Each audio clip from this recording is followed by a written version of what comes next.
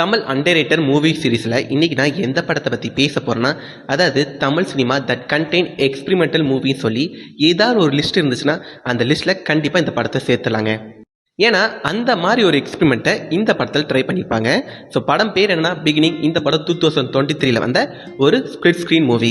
இந்த படத்தோட one line story என்னன்னா, அதாவது லெஃப்ட் சைட் ஸ்க்ரீனில் நீங்கள் யாரோட ஸ்டோரியை பார்ப்பீங்கன்னா நம்ம வினோத் கிஷன் சாரோட ஸ்டோரியை பார்ப்பீங்க. அண்ட் ரைட் சைட் ஸ்க்ரீனில் நீங்கள் யாரோட ஸ்டோரி பார்ப்பீங்கன்னா நம்ம கௌரி கிஷன் மேமோட ஸ்டோரி பார்ப்பீங்க. இந்த ரெண்டு ஸ்டோரியும் ஒரு கட்டத்தில் ஒரு ஃபோன் கால் மூலமாக கனெக்ட் ஆகுங்க. அப்படி கனெக்ட் ஆனப்புறம் என்ன ஆச்சு சொல்கிற படம் தான் பிகினிங். ஃப்ராங்காக சொல்லனா இந்த படம் ரொம்பவே இம்ப்ரெஸ் பண்ணுச்சுங்க. ஏன்னா ஒரு ஸ்பிளிட் ஸ்க்ரீன் மூவி எடுக்கிறது அவ்வளோ ஈஸியான விஷயமானு சொல்லி கேட்டால் கண்டிப்பாக இல்லை. ரொம்ப சேலஞ்சான ஒரு விஷயம். ஆனால் அந்த சேலஞ்ச் எடுத்து இவங்க ப்ரெசென்ட் பண்ண விதம் இருக்கே வேற லெவல். அண்ட் இந்த படத்தோட பெரிய பாசிட்டிவாக நான் என்ன பார்க்குறேன்னா, நம்ம வினோத் கிஷன் சாரோட பெர்ஃபார்மன்ஸ். நான் அடித்து சொல்கிறேன், நீங்கள் இந்த படம் பார்த்தீங்கன்னா கண்டிப்பாக அவரோட ஃபேன் ஆயிருவீங்க.